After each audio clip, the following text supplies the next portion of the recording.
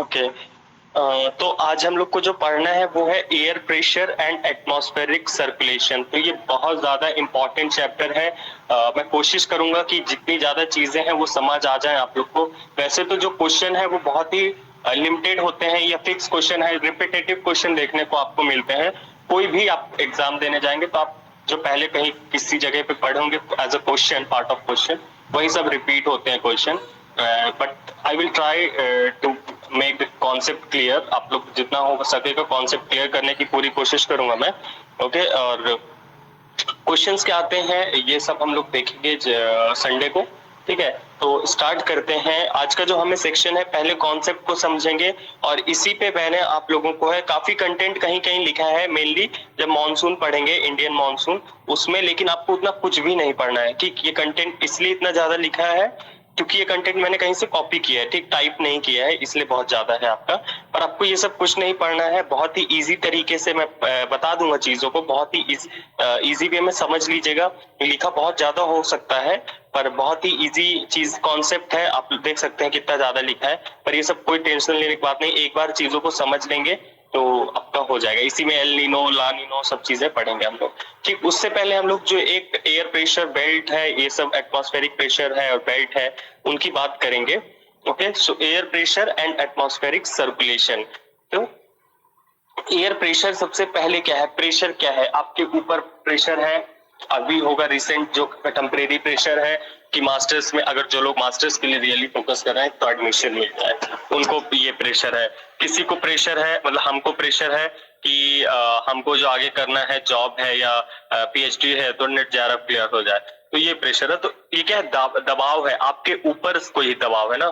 कोई ये थोड़ी कहता है, सब लोग कहते हैं ना यार मेरे ऊपर बहुत प्रेशर है, कोई ये नहीं कहता ना कि मेरे नीचे बहुत प्रेशर है। तो जो ऊपर है वही प्रेशर है। तो इन द सेम सेंस जो एयर प्रेशर है, it is defined as a two column of air above, तो नहीं, एबव पर यूनिट एरिया। तो कोई भी एक यूनिट का एरिया है, जैसे ये मान लो ये है आपका एरिया, लेट सपोज, इसके ऊपर कितनी हवा आपकी कितनी रही है, इसके ऊपर कितना एयर लाई कर रहा है इस एरिया के ऊपर, वो इस एरिया का एयर प्रेशर है, ठीक है। तो किसी आपके सर के ऊपर कितना प्रेशर है, तो जितनी एयर उस एरिया पे एग्जिस्ट कर रही है, जितनी भी वर्टिकल, जितना आप चलेंगे वर्टिकल कॉलम पे, तो उसको क्या कहते हैं हम लोग, एयर प्रेशर। तो लेट सपोज जैसे एक ये एरिया है, ठीक है, ये एरिया है आपका। ओके, अब इसके ऊपर कितनी एयर है तो हम लोग कैसे पता चलेगा, तो जो भी एक कॉलम बनेगा, ठीक है, ये पूरा जो वर्टिकल कॉलम बनेगा, इसमें जितनी भी आपकी एयर फिल होगी, ये जितनी भी एयर फिल है, तो पूरा वर्टिकल कॉलम जो है, उस जितना एयर प्रेशर कर रहा है, एग्जिस्ट कर रहा है उस पे, उसी कहते हैं हम लोग एयर प्रेशर। ये बहुत ही सिंपल चीज से शायद मैंने समझा दिया होगा आप लोग को, may be. Okay, next air pressure है, ये मैक्सिमम कहां पे होगा, नॉर्मल सी बात है, सी लेवल पे होगा, क्योंकि सी लेवल क्या है, आपका जो डेप्थ है, अगर बात करें तो बहुत ज्यादा नीचे तक है, ठीक है, डेप्थ है काफी। माउंटेन आपके कितना है, 800 तक में है, ठीक है, 800 क्या है, 8000 मीटर तक, ठीक है, 8 किलोमीटर तक की हाइट है, ठीक। वहीं पे आपका जो मुंबई है, ये 30 मीटर अबव सी लेवल है। तो क्या है, प्रेशर और ज्यादा हो गया, क्योंकि यहाँ पे जो लेयर है वो बढ़ गई, ठीक। तो मैक्सिमम एयर प्रेशर आपको सी लेवल देखने मिलता है, ठीक। तो एयर प्रेशर है वो आपका 1034 ग्राम पर सेंटीमीटर स्क्वायर है। ओके, वहीं स्टैंडर्ड एयर प्रेशर की बात करें तो 1013.25 मिलीबार लिया गया है। ये आपका ग्राम पर सेंटीमीटर स्क्वायर का है, मीटर यूनिट एरिया की बात की है। वी यूज डिफरेंट इंस्ट्रूमेंट, ये सब वैसे कुछ नहीं पूछता ज्यादा। ये आपसे पूछ सकता है air pressure, so you have to remember these two unit. Standard पूछता है, then you have to mark this, और सी लेवल पे पूछता है तो you have to mark this. Okay, instrument क्या है, आपके मर्कल बैरोमीटर यूज करते हैं, इसको 14 बैरोमीटर भी कहते हैं। एनेरॉइड बैरोमीटर, एल्टीमीटर है, ठीक है, जो एल्टीट्यूड बैरोमीटर है उसका नाम एल्टीमीटर है, बैरोग्राफ है। तो these are some different instrument used to air pressure. Okay, इसी में है आइसोबार। आइसोबार क्या है, जैसे हमने आइसोथर्म पढ़ी, ऐसे आइसोबार है। तो ये वो काल्पनिक रेखा है जो सामान्य दाब वाले, वायु दाब वाले के बिंदुओं को जोड़ती हैं। So these are the line joining the places of equal pressure, ठीक है। आपका जो एयर प्रेशर है it decreases within increasing altitude. जैसे जैसे आप हाइट, मान लीजिए आपका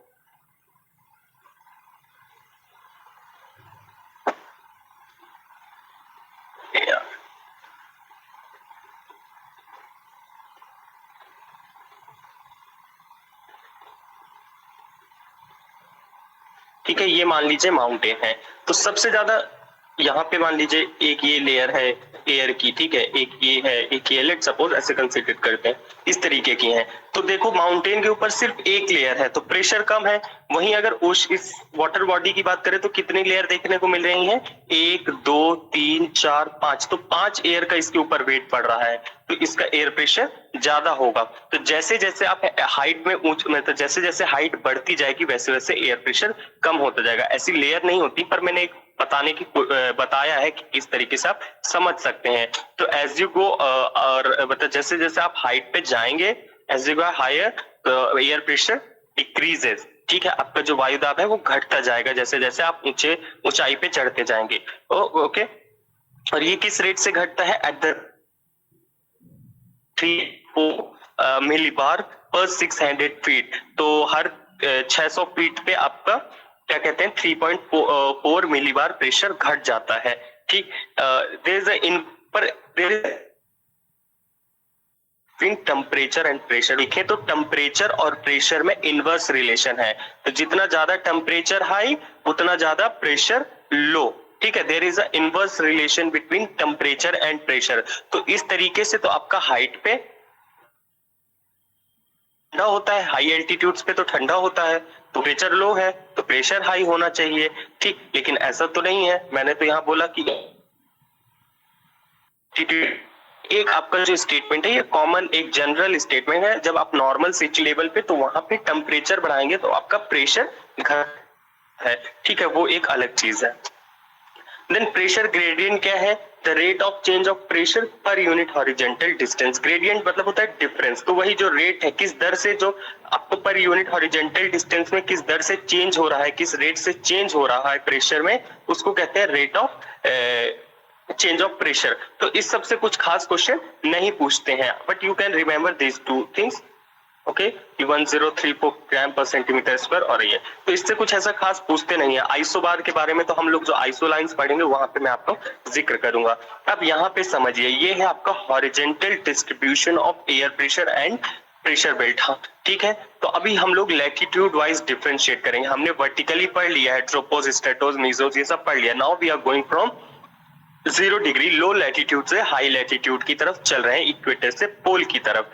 तो आप देखने को मिलेगा इस इमेज पे, आप देख सकते हैं ये सब लोग इससे वाकिफ हैं। ठीक है, तो इसमें आप देख सकते हैं ये जो आपकी लो लैटिट्यूड लाइन है 0 डिग्री, ओके, यहाँ पे क्या है, आपके डायरेक्ट सनरेज पड़ रही हैं, डायरेक्ट सनरेज पड़ रही हैं, हवाएं गर्म होंगी, ऊपर उठेंगी, ये सब चीजें हैं, इन्हीं को हम लोग यहाँ पे आगे देखने वाले हैं। तो नॉर्मल क्या होता है, सिचुएशन क्या होती है आपकी, ठीक है, नॉर्मल क्या होता है आपका, जैसे कि पहला जो सिचुएशन है, पहली जो सिचुएशन है इस केस में देखेंगे आप लोग, तो क्या होता है, मान लीजिए ये जो बेल्ट है ठीक 0 डिग्री, यहाँ पे क्या है, हीट हुआ, ये सरफेस बहुत हीट हो रहा है, हवाएं क्या है, गर्म होके ऊपर उठ रही हैं। तो ये क्या है, गर्म होके ऊपर उठ रही हैं, इस जोन पे हवाएं ऊपर उठ रही हैं, तो नीचे क्या है, जो जो प्रेशर है वो घट जाएगा, क्योंकि हवाएं ऊपर उठ गई हैं। आपके ऊपर से किसी ने हाथ हटा लिया है तो आपके ऊपर प्रेशर कम हो जाएगा।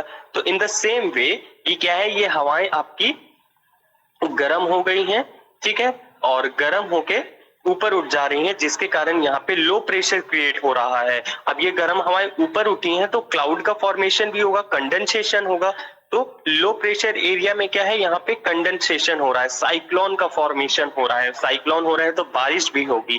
तो ये आपको देखने को मिलता है, क्या कहते हैं, लो प्रेशर एरिया पे साइक्लोनिक कंडीशन। ठीक है, मोस्ट ऑफ द टाइम ये एक जनरल चीजें कैसे बनता है, ये लो प्रेशर कैसे क्रिएट होता है। अब यही हवाएं आपकी क्या है, ये जो हवाएं उठी हैं तो ये एक टाइम पे जाके, अब इसको वर्टिकली इमेजिन करिएगा, ठीक है, अब इसको समझ लीजिए वर्टिकली है, तो अब ट्रोपोस्फेयर की एक लेयर तक जाते जाते क्या है, ये फिर से नीचे आने लगती हैं। ठीक, ये नीचे आने लगी, नीचे आ रही है तो क्या है, अब प्रेशर इस एरिया में फिर से बढ़ रहा है, आपके ऊपर फिर से किसी ने हाथ रख दिया, तो यहाँ पे क्या है, हाई प्रेशर बन गया। इसीलिए आपको low pressure, high pressure, low pressure इस तरीके के अल्टरनेट बेंड्स दिखते हैं। अगर कहीं पे लो प्रेशर बना है तो ये वर्टिकली ऊपर उठ के लंबवत ये जो है इसमें संचलन हुआ है और ये फिर से नीचे उतरेगा, ट्रोपोस्फियर की एक लेयर तक जाके, एक लिमिट तक जाके ये फिर से नीचे जमीन की ओर उतरेगा और प्रेशर क्या है, हाई प्रेशर क्रिएट करेगा। ठीक है, ये क्या है, ये एंटी साइक्लोनिक कंडीशन होती है। यहाँ पे कोई क्लाउड का फॉर्मेशन नहीं हो रहा है क्योंकि ये हवाएं अब नीचे उतर रही हैं, हाई प्रेशर क्रिएट कर रही हैं। तो इसी तरीके का जो ये है, गर्म इलाकों पे हवाओं का ऊपर उठना, ऊपर उठ के नीचे लो प्रेशर क्रिएट करना, निम्न दाब बनना, ठीक है, हवाएं ऊपर उठ रही हैं, कंडेंसेशन भी हो रहा है। फिर ये हवाएं एक लिमिट तक जाके वर्टिकली ट्रोपोस्फियर से ये नीचे की ओर उतरेंगी और फिर इस एरिया पे हाई प्रेशर क्रिएट करती हैं और इसमें एंटी साइक्लोनिक कंडीशन बनती है। यही आपका पूरी जगह वर्क करता है। तो ये आप लोग को समझ में आया? किसी को भी ना समझ आया हो, ये जो मैंने ट्रेंड एक थोड़ा सा बताया है कि कैसे, क्यों लो प्रेशर कहाँ पे बनता है, क्यों हाई प्रेशर बनता है, ये आपको समझ में आया? जो मैंने वर्टिकली हॉरिजॉन्टली बात की, कोई सब लोग अपना बताएं कि किसी को ना समझ आया हो वो बोल दे, या दोबारा समझना चाहता हो तो भी बोल दे। Now it's your turn.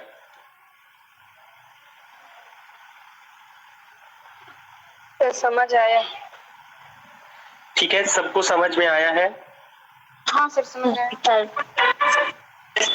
ठीक है, ओके, एक बार मैं फिर से रिपीट कर देता हूँ, अगर कोई ना सुन पाया हो या ना समझ पाया हो। अब मैंने क्या, आप मान लीजिए सिंपल सा क्या है, आपने सब लोग पानी तो गर्म कर ही लेते होंगे ना, ठीक, तो क्या है, अपने गैस के बर्नर में या इंडक्शन में क्या है, अपना जो पानी गर्म करने के लिए बर्तन रखा, ठीक है, वो क्या है, हीट होगा, तो पानी क्या है, ऊपर आपको उबलते हुए दिखता है ना, बिल्कुल ऊपर खौलने लगता है, फिर भाप बन के उड़ने लगती है। तो क्या है, हीट होता है, बर्तन हीट हो रहा है, पानी गर्म हो रहा है, तो भाप बन के ऊपर उठ रहा है। अगर उसी ऊपर उठते हुए बर्तन में आप मान लीजिए आपने रख दिया एक प्लेट रख दिया, तो क्या है, ऊपर कंडेंस हो जाएगा, बूंद बन जाएंगी, ठीक है, कंडेंसेशन हो जाएगा पानी का। तो इसी तरीके से आपका वर्क करता है साइक्लोन, एंटी साइक्लोन। अब ये मान लीजिए आपका इक्वेटोरियल वाला बेल्ट था, इसमें क्या हो रहा है, जमीन खूब गर्म हो रही है, ठीक है, आपकी खूब हीटिंग हो रही है, जिसके कारण जो यहाँ की जो वायु, जो भी एयर है, वो लैंड के कांटेक्ट में आने के कारण, हीटेड लैंड के कांटेक्ट पे आने के कारण गर्म हो जा रही है। हवाएं जल्दी जल्दी गर्म होकर ऊपर की ओर उठ रही हैं, वर्टिकली ऊपर की ओर उठ रही हैं, ऊपर की ओर उठ रही हैं, तो ये जाके एक लिमिट पे कंडेंस हो जाएंगी, कंडेंसेशन होगा, बादलों का निर्माण होगा, बादल बनने लगेंगे, ठीक है। ये तो बादल बन गए, ह्यूमिडिटी जितना था वाटर वेपर थे वो कंडेंस हो गए, वाटर आपके क्लाउड्स फॉर्म में हो गए। लेकिन जो हवाएं थी वो कहाँ गई? अब ये हवाएं यहाँ पे आपका मान लीजिए वर्टिकली ट्रोपोस्फियर है, इस वाले में बात करते हैं, इसमें मान लीजिए यहाँ पे ट्रोपोस्फियर है, ठीक, यहाँ से आपकी ये जो हवाएं थी इस बेल्ट पे ये यहाँ से हीट हुई, ठीक, गर्म हुई, तो ये क्या है, ऊपर उठ के क्लाउड फॉर्मेशन हो गया, प्रेशर लो हो गया, इस बेल्ट पे लो प्रेशर क्रिएट हो गया। अब ये गर्म हवाएं एक टाइम पे, अभी मान लो यहाँ तक आई, अब ये ट्रोपोस्फियर में आ गई हैं यहाँ तक, तो ये नीचे भी तो उतरेंगी, तो ये नीचे उतरती हैं तो ट्रॉपिक रीजन पे, ट्रॉपिक ऑफ कैंसर और ट्रॉपिक ऑफ कैप्रिकॉर्न वाले रीजन के आसपास, कर्क और मकर रेखा के आसपास क्या है, ये नीचे उतरती हैं। और जब नीचे उतरेंगे, आपके ऊपर 10 हाथ रख दिए जाएंगे, तो आपको दबाव तो फील होगा ही, प्रेशर फील होगा, है ना। तो इसी तरीके से ट्रॉपिक ऑफ कैंसर के पास, ये कर्क के पास ये उतरती है जब, तो इस जोन पे ये हाई प्रेशर क्रिएट कर देती हैं, ठीक है। और ये नीचे उतर रही है, तो नॉर्मल सी बात है, क्लाउड का फॉर्मेशन जमीन में तो होगा नहीं, तो बारिश भी नहीं होगी, तो ये क्लियर स्काई होंगे, तो इस बेल्ट पे आपका बन जाता है हाई प्रेशर, ठीक। तो यही वर्क करता है पूरी जगह। तो आई होप जिनको नहीं समझ आया होगा तो आपका समझ आ जाएगा, ठीक। ये है, ओके, ठीक है। इसके बाद हम लोग बात करते हैं इस, हाँ, कोई कुछ पूछना चाह रहा है? सर इक्वेटर पे लो प्रेशर होगा ना तभी? हाँ, इक्वेटर पे लो प्रेशर होगा। इक्वेटर पे अभी उस सबकी अच्छे से बात करेंगे, बस ये जो मैकेनिज्म है लो प्रेशर और हाई प्रेशर कैसे बनता है ये समझ लीजिए, इसी से पूरा ये चैप्टर क्लियर हो जाएगा, ठीक। अभी उसकी बात करते हैं। मैं इस इमेज पे जैसे आपको शो कर पा रहा हूँ कि आप देखें, ये हम लोग एक हेमिस्फेयर की बात करेंगे, ठीक है, उत्तरी गोलार्ध की बात करेंगे, वही सेम चीजें दक्षिणी गोलार्ध में भी आपकी वर्क करती हैं। ठीक, एक बात करते हैं नदर्न हेमिस्फेयर की। यहाँ पे आप देख सकते हैं, ठीक है, यहाँ पे आप देख सकते हैं ये है आपका इक्वेटोरियल, ठीक है, इक्वेटोरियल लो प्रेशर बेल्ट जिसको बोलते हैं, ये इक्वेटर समझिए 0 डिग्री। यहाँ क्या है, खूब हीट हो रहा है इस रीजन पे, अफ्रीका सहारा वहारा के क्षेत्र में खूब गर्मी पड़ रही है, ठीक है, खूब हीटिंग हुई, खूब डेली क्या है आपकी जो हवाएं है ऊपर उठ रही है, ठीक, ये ऊपर उठ रही हवाएं, बादल का फॉर्मेशन हो रहा है, यहाँ पे क्लाउड फॉर्मेशन हो रहा है, रेनफॉल हो रही। अब ये हवाओं का जो मॉइस्चर था उससे तो बादल बन गए, लेकिन ये हवाएं कहाँ जाएंगी, ये ट्रोपो, अभी यहाँ पे आपका मान लीजिए ये ट्रोपोस्फेयर है, ठीक, हाँ ये ट्रोपोस्फेयर है। फिर ये क्या है, ये हवाएं जो है ये आपकी यहाँ से बेंड होने लगेंगी और नीचे की ओर उतरने लगेंगी। इन द सेम वे इधर भी चलेगा, ठीक है, ये हवाएं जो ऊपर उठ के क्लाउड बनी और ये हवाएं अब नीचे की ओर उतर रही हैं, तो यहाँ पे हाई प्रेशर क्रिएट हो गया। तो ये 30 डिग्री के जो 30 डिग्री का अक्षांश है इसके आसपास आपका हाई प्रेशर क्रिएट हुआ, तो हाई प्रेशर क्रिएट हो गया आपका, ठीक है, ये हुआ। अभी मान लीजिए, हाँ ठीक, ये आपका सिंपल सा इसमें है। इसके बाद फिर से आपका लो, ये हाई बना ट्रॉपिक पे, फिर से यहाँ पे आपको देखने को लो मिलेगा। तो ठंडे इलाके में लो क्यों बन रहा है, 60 डिग्री में तो ठंडी पड़ती है, वहां लो क्यों बन रहा है, वहां तो हाई बनना चाहिए, ठीक, ऐसा क्वेश्चन आ सकता है हमारे माइंड पे, ठीक है। यहाँ पे तो ठीक है, यहाँ पे तो टेम्परेचर लो है इसलिए हाई बन गया प्रेशर, क्योंकि मैंने बताया टेम्परेचर और प्रेशर का इनवर्स रिलेशन है, ठीक। तो यहाँ पे टेम्परेचर हाई था इक्वेटर पे तो प्रेशर लो हुआ, ठीक, यहाँ पे टेम्परेचर लो है तो प्रेशर हाई हुआ, ये तो समझ आ गया। तो इन दोनों में इनवर्स रिलेशन है। अब इनकी हम लोग बात करते हैं, ठीक है। तो आपको यहाँ पे जो मेन लाइन याद रखनी है वो ये याद रखनी है कि temperature is inversely proportion to pressure. जहां तापमान ज्यादा, इक्वेटर में तापमान ज्यादा तो प्रेशर कम, पोलर में टेम्परेचर कम तो प्रेशर ज्यादा। ये दोनों तो समझ आ गए सर, लेकिन ट्रॉपिक में भी तो टेम्परेचर ज्यादा है तो प्रेशर हाई क्यों है, 60 डिग्री के आसपास भी तो टेम्परेचर लो है तो प्रेशर क्या है, प्रेशर हाई क्यों है, नहीं क्या बोल दिया, मतलब टेम्परेचर लो है आपका यहाँ पे 60 डिग्री में तो प्रेशर हाई क्यों है। तो यहाँ ऐसा इस तरीके का जो भी है एक इनवर्स रिलेशन, इसकी हम लोग बात करेंगे अभी अच्छे से, ओके। तो ये देख सकते हैं आप यहाँ पे एक अच्छे से दिया है, ये है आपका ट्रॉपिकल ITCZ, ठीक है, इंटर ट्रॉपिकल कन्वर्जेंट जोन, ठीक है। तो ये आपका कहाँ क्या है, यहाँ पे जहाँ north east south east trade wind बनती हैं वो सब चीजें हैं, कुछ नहीं आपको समझना है। यहाँ से हवाएं ऊपर उठ रही हैं, ठीक, ये नीचे की ओर उतर रही हैं और यहाँ पे नीचे उतरी, ठीक है, ये हो गया। ये है आपका इस पे। अभी हम लोग बात करते हैं एक एक प्रेशर बेल्ट की, जो आपकी ये सारी प्रेशर बेल्ट दी है ना पीछे इमेजेस में, ठीक है, ये इक्वेटोरियल लो, सब ट्रॉपिकल हाई, ठीक है, ये पोलर लो, ठीक, ये पोलर हाई, ये सब पोलर लो, सब पोलर हाई, इन सातों बेल्ट की बात करेंगे। तो देखिए ये जो टोटल 7 बेल्ट है आपकी, ठीक है, आपकी सबसे पहली है विषुवत न्यून दाब पेटी भूमध्य रेखीय इक्वेटोरियल लो प्रेशर। तो इसमें 2 कंडीशन लगती हैं, 2 तरीके से बच्चे पास हो फर्स्ट रैंक में आते हैं या ज्यादा नंबर मतलब टॉप करते हैं, या तो उन्होंने रियली मार्क्स स्कोर अच्छे किए हो तो भी टॉप कर जाते हैं, ठीक है, और या तो सब बिल्कुल ही गधे थे और वही एक अंधों में काना राजा निकल, अंधों में काना राजा जिसको बोलते हैं ना, तो वो इस 2 तरीके से आपके 2 राजा बन सकते हैं, ठीक। तो ये है आपका। तो पहली जो है एक जनरल सिचुएशन जिसमें मैंने बोला temperature is inversely proportion to pressure, इसको अप्लाई करते हैं। तो इक्वेटर पे और पोलर पे, इक्वेटर पे आपका टेम्परेचर खूब है, हाई है, जिसके कारण यहाँ पे लो प्रेशर बेल्ट बन गई, क्योंकि गर्म हवाएं ऊपर उठ गई जिसके कारण वहां लो प्रेशर क्रिएट हो गया। इन द सेम पोलर में क्या है, टेम्परेचर लो है तो प्रेशर आपका हाई है, इसलिए पोलर हाई प्रेशर बेल्ट बन गई, ठीक। तो ये टोटल 3 लेयर हो गई, क्योंकि एक नॉर्थ पोल में है एक साउथ पोल में, तो इस तरीके से।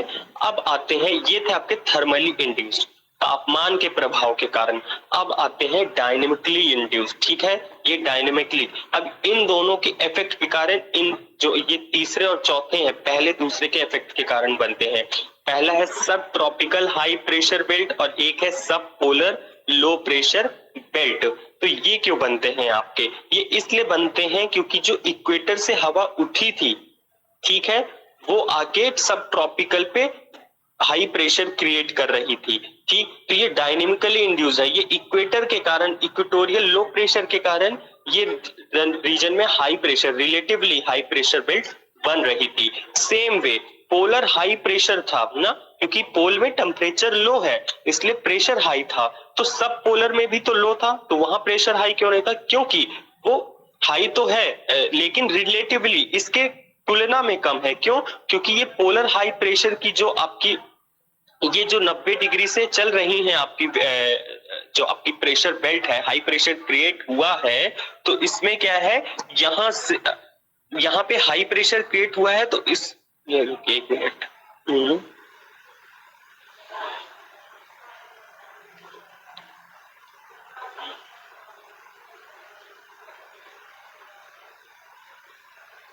हाँ, इस पे इसी में बताते हैं एक एक आप लोग को। हाँ, ये देखिए, पहले एक को समझते हैं जो है इक्वेटोरियल, और यही प्रेशर, यही सेम कंडीशन आपकी लग जाएगी पोलर पे। इक्वेटोरियल लो, इसको कहते हैं भूमध्य रेखीय न्यून दाब पेटी, ठीक है। द ग्राउंड ज्यादा ग्राउंड सरफेस हीट कर गया ड्यूरिंग द डे, क्योंकि वर्टिकल सनरेज बिल्कुल सीधी किरणें पड़ रही हैं, जिसके कारण जो लोअर मोस्ट लेयर है एयर की, जो आपकी परत है हवा की, जो सबसे लोअर मोस्ट लेयर है, वो क्या है, वो हीटेड ग्राउंड सरफेस के कांटेक्ट पे आई, हीट कर गई, जिसके कारण वो वार्म हुई, गर्म हुई। वो गर्म हवा है तो एक्सपेंड करेगी तो हल्की होगी तो आपकी राइज कर जाएगी, ऊपर की ओर उठ जाएगी, और जिसके कारण लो प्रेशर क्रिएट हो जाएगा, ठीक है। इसी इधर पे ही बनता है zone of convergence, north east south east trade wind, जहां पे कन्वर्ज होती हैं, उनकी भी हम बात करेंगे। इसको बोलते हैं बेल्ट ऑफ काम या फिर डोल्ड्रम, ओके। ये है आपका equatorial low pressure belt. Same चीज आप इसमें लगा लीजिए पोलर हाई प्रेशर बेल्ट। इसमें क्या है, द ग्राउंड सरफेस क्या है, बहुत ज्यादा ठंडा है, क्योंकि टेम्परेचर बहुत लो है। टेम्परेचर बहुत लो होने के कारण जो आपकी हवाएं सरफेस के कांटेक्ट आ रही हैं, वो ठंडी हो रही हैं, कूल हो रही हैं, कंडेंस हो। जी स्लाइड सर इक्वेटोरियल की अभी तो है, वो पोलर बता रहे हैं। हाँ, इक्वेटोरियल पे ही बता रहा हूँ, वो तो दोनों सेम चीजें हैं, इसलिए अलग अलग से नहीं लिखा है मैंने, ठीक, मतलब सेम प्रोसेस लग रहा है इसलिए, ठीक है। तो यहाँ पे बात कर रहे थे हम लोग पोलर हाई प्रेशर बेल्ट की। इसी को चेंज कर लीजिए आप, इक्वेटोरियल को पोलर हाई मानिए आप। पोलर हाई में क्या है, सरफेस बहुत ठंडा है, तो इसमें कांटेक्ट में आने वाली जो हवाएं हैं ये बहुत ठंडी होंगी तो कंडेंस होंगी, ठीक है। आपकी कंडेंस होंगी तो ये भारी होती जाएंगी, वेट बढ़ता जाएगा, जिसके कारण ये ऊपर की ओर उठेंगी नहीं, और ऊपर की ओर नहीं उठेंगी तो क्या है, ये आपकी यहाँ पे हाई प्रेशर क्रिएट हो जाएगा आपका, ठीक है। तो ये हुआ आपका high pressure polar high pressure belt हो गया, ठीक। सेम चीजें लगी इसमें, बस टेम्परेचर का डिफरेंस है, जिसके कारण हवाएं ठंडी होती गई, कंडेंस करती गई और प्रेशर बढ़ता गया। अब आते हैं सब ट्रॉपिकल हाई प्रेशर बेल्ट, समझेंगे, ठीक है। ट्रॉपिकल में टेम्परेचर लो होना चाहिए, पर यहाँ उल्टा ऐसा इसलिए होता है, जो उपोष्ण कटिबंधीय वायुदाब से आवाज कट रही है दोनों गोलार्ध में। अभी सही आ रही है मेरी आवाज? हाँ अभी आ रही है सर। ठीक है, तो आपके क्या कहते हैं, उत्तरी और दक्षिणी गोलार्ध के 25 से 35 डिग्री अक्षांश में क्या है, आपको सब ट्रॉपिकल हाई प्रेशर बेल्ट उपोष्ण कटिबंधीय उच्च वायुदाब पेटी देखने को मिलती है। ये आपकी का जो मैंने रिलेशन बताया है, ये डायनेमिकली इंड्यूस है। इसमें क्या है, there is the convergence altitude above this zone results in the subsidence of air from high altitude। इसमें क्या है, जो हाई एल्टीट्यूड से आपकी जो इक्वेटर से जो हवाएं चली थी वो यहाँ पे आके कन्वर्ज हो रही हैं, नीचे की ओर उतर रही हैं, सबसाइड कर रही हैं, ठीक है। जिसके कारण क्या है, आपका देख क्या मिलता है, यहाँ पे सबसाइड होती है, जिसके कारण क्या है, कॉन्ट्रैक्शन होता है वॉल्यूम में, आपकी हवा का जो वॉल्यूम है, जो देयर इज अ कॉन्ट्रैक्शन, और क्या है, हाई प्रेशर है, क्योंकि ये नीचे की ओर उतर, से एक दो स्लाइड से बताते आ रहा हूँ, ठीक है। इसलिए यहाँ पे हाई प्रेशर क्रिएट होता है। तो ये low pressure, equatorial low pressure के कारण ट्रॉपिकल के क्षेत्र के आसपास आपका हाई प्रेशर क्रिएट होता है। यहाँ पे एंटी साइक्लोनिक कंडीशन देखने को मिलती है, मतलब कोई बारिश वारिश नहीं होगी, और यहाँ पे एटमॉस्फेरिक स्टेबिलिटी होती है और एरिडिटी होती है, सूखा जो पड़ता है उसके कारण। इस टाइम भी कोई टेक्स्ट कर रहा है ग्रुप में क्या? आईटीसी कोई कुछ बोलना चाहता है तो यहाँ ही क्वेश्चन है क्या, पता? ओके, तो ये है ये है आपका आईटीसीजेड। देखो आईटीसीजेड कह रहे हैं, ये है आपका सब ट्रॉपिकल हाई प्रेशर बेल्ट। इसी तरीके से आपका वर्क करता है सब ट्रॉपिकल पोलर है, तो पोलर में टेम्परेचर, हाँ पोलर में क्या है आपका टेम्परेचर लो होता है, तो पोलर रीजन पे तो हाई होना चाहिए, लेकिन हाई प्रेशर नहीं है, वहां पे लो क्यों है? सब पोलर लो प्रेशर क्यों बन रही है? सब पोलर लो प्रेशर इसलिए बन रही है, आपकी पे मिलेगा इमेज पे, ये जो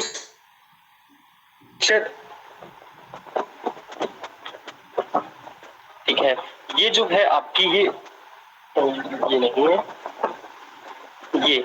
है, ये लो प्रेशर बेल्ट क्या है आपकी, ये क्यों बन रही है? ये इसलिए बन रही है क्योंकि यहाँ पे जो हवाएं उतरी हैं, ठीक, इस जगह पे जो हवाएं उतरी हैं, ठीक है, आपकी क्या कहते हैं, हाई वाले जोन पे है ना, इधर पे हवाएं उतरी हैं। एक मिनट रुकिएगा।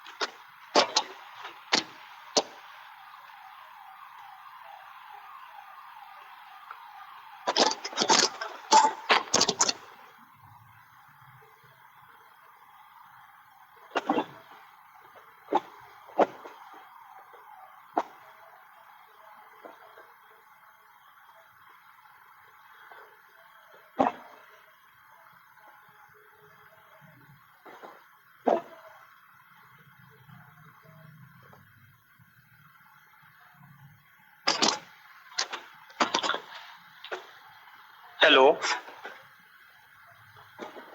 हेलो, हाँ ठीक है। तो ठीक, मैं आप लोग से, हम लोग बात कर रहे थे यहाँ पे आपका सब पोलर लो प्रेशर बेल्ट की। तो जो ये सब पोलर लो प्रेशर बेल्ट है, ये आपका क्यों बन रहा है, यहाँ पे आप देख पा रहे होंगे, ये देखेंगे तो यहाँ पे आपकी आ रही है ये वेस्टर्लीज, जो प्रिवेलिंग वेस्टर्लीज देखने को मिल रही है, और वहीं पे आपका ठंडे इलाके से जो ये है हाई प्रेशर बेल्ट देंगी, नॉर्मल सी बात है। हाँ ये क्या है, ये जो हाई प्रेशर बेल्ट बना है और यहाँ पे भी हाई बन गया है, तो ये हाई वाले से लो की तरफ चलेंगी, तो ये कहाँ चलेंगी, ये दोनों तरफ बटेंगी, इधर भी आएंगी और इधर भी जाएंगी। सेम वे इसके पास कोई दूसरा डायरेक्शन तो है नहीं कि बाहर चली जाए, तो ये इस तरफ को उतरेंगी और दूसरे मतलब स्फीयर के उस साइड भी आपको इमेजिन करना है, ठीक है। तो ये क्या है, इधर पे आ रही है और ये इधर पे आ रही है, जिसके कारण क्या है, आपस में ये मिलेंगी, ये आपको ट्रॉपिकल रीजन से जा रही हैं और ये पोलर से आ रही हैं, तो गर्म और ठंडी हवाएं जब मिलेंगी तो उसमें कांटेक्ट में क्या है, दोनों आके ऊपर की ओर उठेंगी, ऊपर की ओर उठने के कारण यहाँ पे लो प्रेशर क्रिएट हो जाएगा। तो ये क्या है, ये आपके पोलर हाई के कारण और ट्रॉपिकल, ये जो सब ट्रॉपिकल आपका है हाई, इसके कारण देखने को इन दोनों के इफेक्ट के कारण ये आपकी सब polar low pressure belt create होती है। हाई हाई के बीच में क्या है, हाई से क्या है, दोनों तरफ मूव करेंगी, उतर रही थी ना यहाँ पे हवाएं, तो ये इधर की ओर मूव करेगी और इधर की ओर मूव करेगी। यहाँ भी हाई था, ठीक है, तो ये इस तरफ मूव करेंगी, हाई से लो की ओर चलेगी। इन दोनों के इफेक्ट के कारण ही आपका सब पोलर रीजन पे लो प्रेशर बेल्ट बनता है, ना कि हाई प्रेशर बेल्ट। तो ये दो रीजन है जिसके कारण ये दो हैं जो थर्मली इंड्यूस्ड हैं, टेम्परेचर रियली टेम्परेचर और प्रेशर के इफेक्ट के कारण, और इन दोनों के इफेक्ट के कारण ये आपकी दो अलग जनरेट होती हैं, ठीक है, जिसमें सब ट्रॉपिकल हाई प्रेशर बेल्ट है दोनों हेमिस्फीयर में, इसलिए 2 लिखा है, और सब पोलर लो प्रेशर बेल्ट दोनों हेमिस्फीयर में, इसलिए 2 लिखा है। तो टोटल आपकी 7 क्या कहते हैं प्रेशर बेल्ट होती हैं। तो इस तरीके से आपकी प्रेशर बेल्ट जनरेट होती हैं। तो आई होप कि आप लोग को समझ आया होगा थर्मली क्यों है, तापमान और प्रेशर के इफेक्ट के कारण, और डायनेमिकली क्या है, वो थर्मली इंड्यूस्ड के कारण जो नहीं बन रही है उनको कहते हैं डायनेमिकली इंड्यूस्ड। तो आई होप कि आप लोग को समझ आया होगा। अगर नहीं समझ आया तो आप लोग बोल सकते हैं, I will explain it again.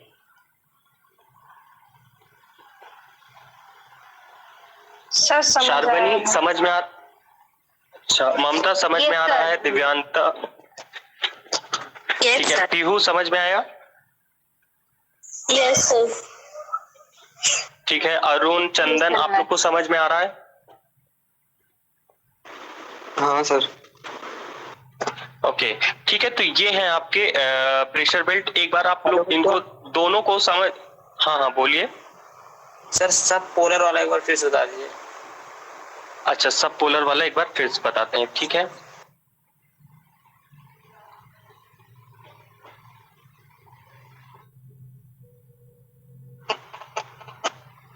ठीक है, सबसे पहले मैंने बात ये देखो, आप इनको अलग से नहीं पढ़ सकते कि एक प्रेशर बेल्ट को अलग से, इसलिए फिर से बता देता हूं एक बार फिर आप लोग को। ये इक्वेटर में क्या है, टेम्परेचर बहुत ज्यादा है, इसलिए हवाएं ऊपर उठ रही थी, ऊपर उठने के कारण यहाँ पे लो प्रेशर क्रिएट हो गया, दैट्स व्हाई यहाँ लो लो लिखा है, ठीक है, लो लो लो इक्वेटोरियल लो, ठीक, ये आपका है। ये हवाएं ऊपर उठ के नीचे जब उतरती हैं, ठीक, इसके कारण यहाँ पे हाई प्रेशर क्रिएट होता है। जहां पे हाई प्रेशर क्रिएट होता है वहां से हवाएं लैटिट्यूडनल आपको क्या है, दोनों तरफ आपको नॉर्थ और साउथ दोनों तरफ अपने मूव कर जाती हैं, ठीक, इधर पे हो गया, ये मूव कर गई, ठीक है, और इधर मूव कर गई। ओके, वही मैं पोलर की जब बात कर रहा था तो यहाँ टेम्परेचर बहुत लो है जिसके कारण प्रेशर हाई है। प्रेशर हाई होने के कारण इसकी भी हवाएं नीचे की ओर उतरेंगी, मतलब कि लो लैटिट्यूड्स की तरफ आएंगी। तो ये क्या है, ये आपकी हवाएं दोनों क्या है, यहाँ पे वार्म ट्रॉपिकल जा रही हैं और यहाँ से कोल्ड पोलर आ रही हैं, जिसके कारण ये क्या है, दोनों एयर मासेस में डिफरेंस है।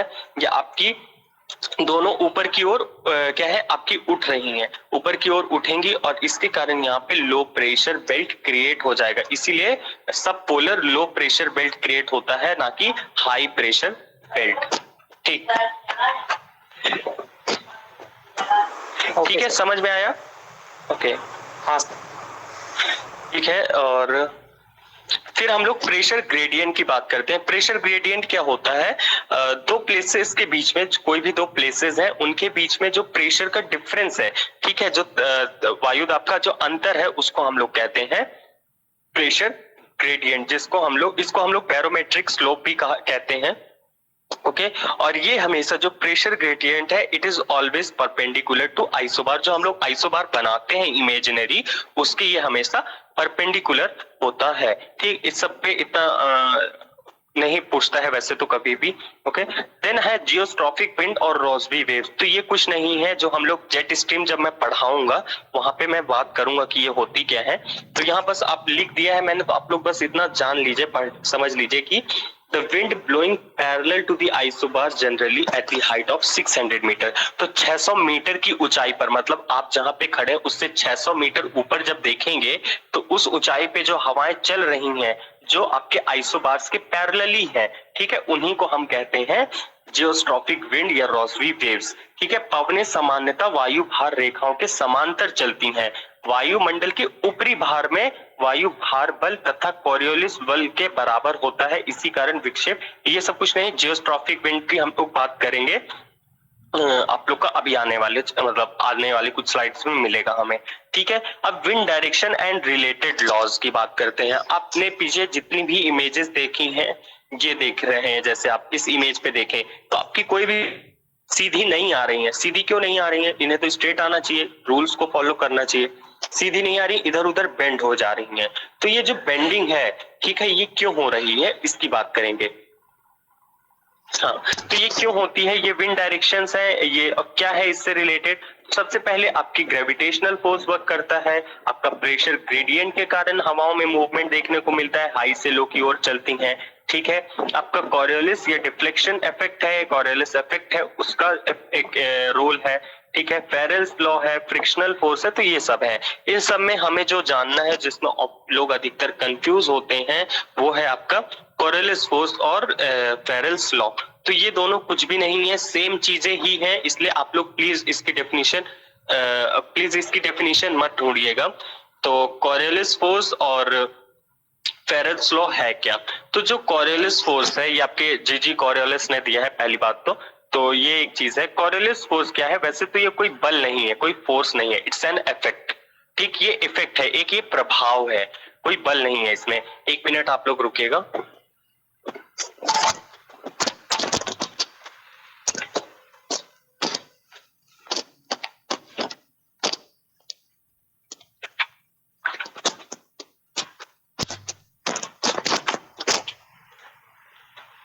Okay, so Coriolis force is not a force, it's an effect. लोग उसको जनरली फोर्स बोल देते हैं, ये एक इफेक्ट है। किसका इफेक्ट है, किसका प्रभाव है, it's an effect of rotational movement of the earth. जो पृथ्वी मूव कर रही है ना, वेस्ट से ईस्ट की ओर आपका मूवमेंट चल रहा है अर्थ का, उसके रोटेशन के कारण जो इफेक्ट देखने को मिलता है, उसी को बोलते हैं क्या कहते हैं, आपका कॉरियोलिस फोर्स या कॉरियोलिस इफेक्ट, ठीक है। इसके रोटेशन के कारण जो चेंजेस, तो जो भी आपके फ्लूइड है, जो भी गैस है, तो आप देखें जो आपका सिंक है या बेसिन है, तो जब उसमें पानी देखते हैं तो कभी भी पानी बिल्कुल सीधे नहीं जाता है, ठीक है। वो हमेशा क्या है, स्पिंडल शेप में जाता है, ऐसे रोटेट कर कर करके, ठीक है। तो ये मान लीजिए जैसे सिंक है,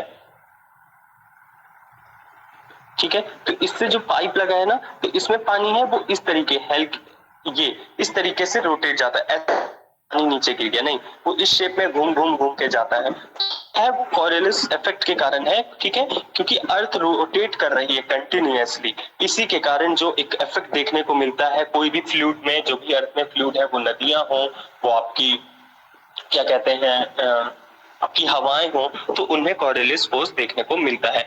effective on any object which is in motion, कोई भी ऑब्जेक्ट में वो इफेक्टिव होता है। आपकी गेंद है, आप सीधे जब फेंकते हैं तो सीधे ना जाके क्या है, थोड़ा सा बेंड हो जाती है, तो डायमेंशन पे कितनी दूर दूर के जाते हैं, ठीक। जैसे आपने एक जब वो पढ़ा होगा height and distance, class 10th के एनसीईआरटी पे हाइट एंड डिस्टेंस का एक चैप्टर रहता है, तो उसमें बोलता है कि एक कोस्ट यहाँ पे नदी है, इसको दूसरे कोस्ट में जाना है इधर पे, तो इधर जा रही है, लेकिन वो सीधे ना जाके वो इस साइड पे जा रही है, तो ऐसा बेंडिंग क्यों होता है। तो ये सब चीजें थोड़ा सा कॉरियोलिस इफेक्ट का ही रोल है, ओके। जो इफेक्ट है, इफेक्ट्स विंड डायरेक्शन, जो ये कॉरियोलिस इफेक्ट है, ये विंड की डायरेक्शन में, दिशा को प्रभावित करता है, लेकिन विंड स्पीड को, उसकी गति में कोई भी प्रभाव नहीं डालता है, ओके।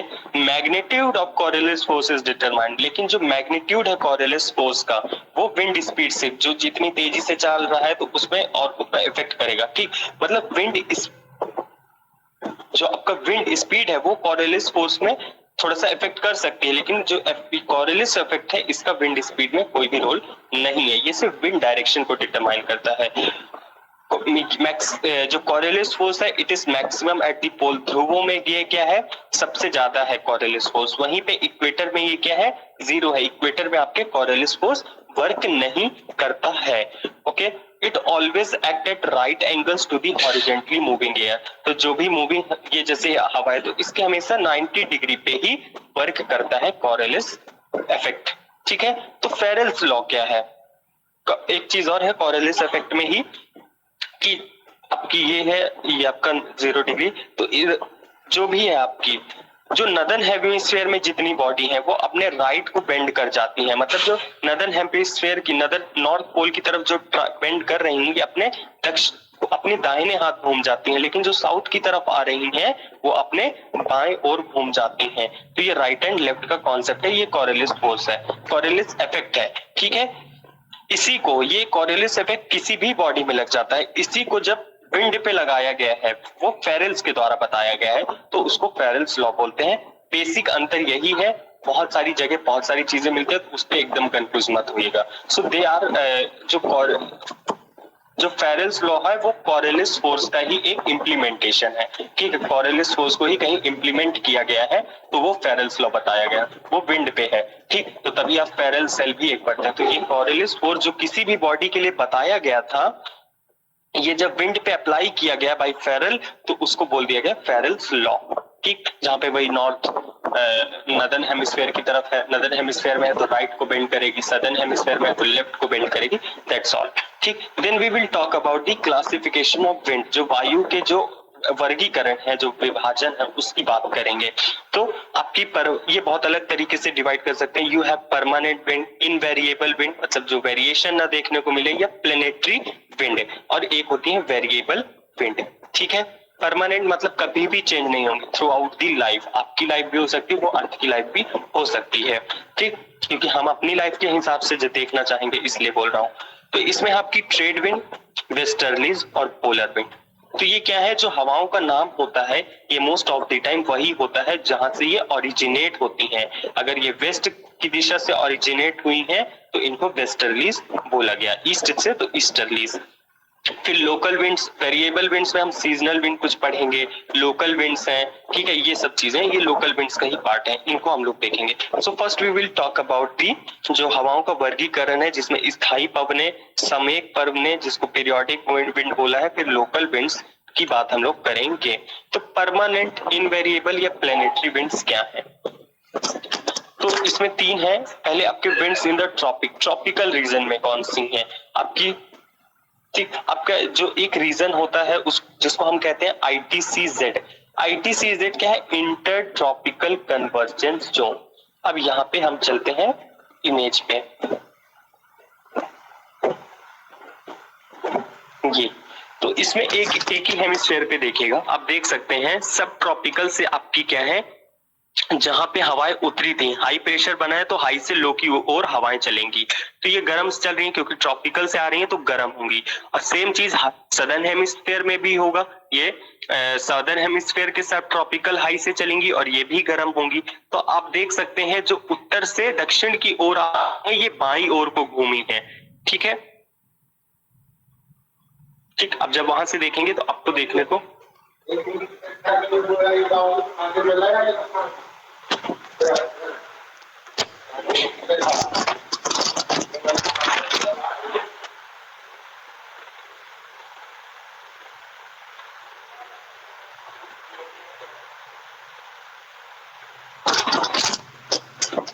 ठीक है। तो ये है आपका, यहाँ पे जो आपकी नॉर्थ ईस्ट ट्रेड विंड्स और साउथ ईस्ट ट्रेड विंड्स मिल रही हैं, ये आप देख सकते हैं। ट्रेड विंड्स क्यों है? क्योंकि ये ट्रेड में हेल्प करती थी, इसलिए बोल रहा है ट्रेड विंड्स, ठीक। तो ये जो नॉर्थ ईस्ट, मतलब ये नॉर्थ ईस्ट दिशा है ना, ये ईस्ट है और ये नॉर्थ है, तो नॉर्थ ईस्ट से आ रही है इसलिए इनका नाम पड़ गया नॉर्थ ईस्ट ट्रेड विंड।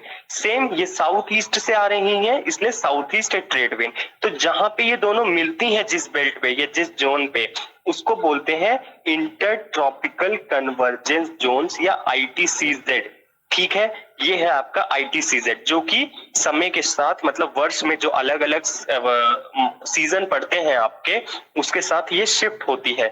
जब गर्मियों में, मतलब जब उत्तरी गोलार्ध में गर्मी पड़ती है, ग्रीष्म ऋतु होती है, when there is a summer season in the northern hemisphere, then it shift towards the northern hemisphere, ठीक है, तब ये उत्तरी गोलार्ध की ओर शिफ्ट कर जाती है। जब southern hemisphere में गर्मी पड़ती है तो ये दक्षिणी गोलार्ध की तरफ शिफ्ट हो जाता है, ITCZ, ठीक। तो ये है आपका ITCZ का कॉन्सेप्ट, जहां पे आपकी नॉर्थ ईस्ट ट्रेड विंड और साउथ ईस्ट ट्रेड विंड्स आके मिलती हैं, ठीक है। तो उसी को बोलते हैं ITCZ, inter tropical convergence zones. ये डोल्ड्रम की बात क्या कर रहा है? डोल्ड्रम क्या है? जो इक्वेटर से 5 डिग्री नॉर्थ और 5 डिग्री साउथ का जो बेल्ट बनता है, ठीक है, 5 degree north and 5 degree south, उसको बोलते हैं हम लोग डोल्ड्रम। तो कभी कभी पूछ लेता है कि डोल्ड्रम का कौन सा रीजन है? आपका 5 डिग्री नॉर्थ से 5 डिग्री साउथ का जो रीजन है उसको डोल्ड्रम कहते हैं। ट्रेड विंड्स, व्यापारिक पवने की बात मैंने की ही, क्योंकि आपकी यहाँ से आ रही है नॉर्थ ईस्ट ट्रेड विंड्स और यहाँ से आ रही है साउथ ईस्ट ट्रेड विंड। तो ये है आपकी ट्रेड विंड, ट्रेड में हेल्प करती थी इसलिए उसका नाम ट्रेड विंड पड़ा है। फिर आते हैं हॉर्स लैटिट्यूड एंड वेस्टर्लीज, अश्व अक्षांश की बात करेंगे। ठीक है, जो वेस्टर्लीज को क्या बोलेंगे, पछुआ हवाएं शायद बोलते हैं, ऐसे कुछ। ठीक, तो वेस्टर्लीज की बात करेंगे अभी यहाँ पे हम लोग उसी इमेज पे। हेलो जी हेलो सर, ये जी, आईटीसीजेड इक्वेटर पे है, तो ये मतलब कि ITC समर और विंटर में शिफ्ट कैसे करती हैं? देखो हम लोग, हाँ मैं बता रहा हूँ, वैसे तो नॉर्मल भी ना आईटीसीजेड आपका नॉर्मली दो चीजें होती हैं पता है। एक होता है इक्वेटर, जिसको मानव ने खुद बना दिया है, नाम दे दिया है कि ये इक्वेटर है, एक आइडियल कंडीशन है। ठीक है, वो इक्वेटर हुआ। एक होता है रियल का जो इक्वेटर है, थर्मल इक्वेटर जिसको कहते हैं। ठीक, जो 13 डिग्री नॉर्थ तमिलनाडु के आसपास से कहीं पे 15 डिग्री दिखा देता है। तो ये जो वो है थर्मल इक्वेटर, जहां पे रियली में सबसे ज्यादा इंसुलेशन देखने को मिल रहा है। ठीक, तो ऐसे ही जो आईटीसीजेड है, इसको हमने आइडियल कंडीशन में एक बेस्ट कंडीशन में ड्राइंग के लिए या अपनी सुविधा के लिए बना दिया है। वो 0 डिग्री के आसपास का रीजन को दिखाया है। लेकिन ये आईटीसीजेड क्या है, जो आपने शिफ्ट के लिए बोल रहे हैं, वो शिफ्ट क्यों हो रहा है आपको जब आप देखेंगे तो ये शिफ्ट क्यों हो रहा है, जब आपका इस बेल्ट पे गर्मी पड़ेगी, नॉर्थ में समर है। ठीक है, लेट सपोज नॉर्थ की बात कर रहे हैं, नॉर्थ में आपका समर पड़ रहा है। ठीक, तो ये यहाँ पे क्या होगा, एक मिनट रुकिएगा,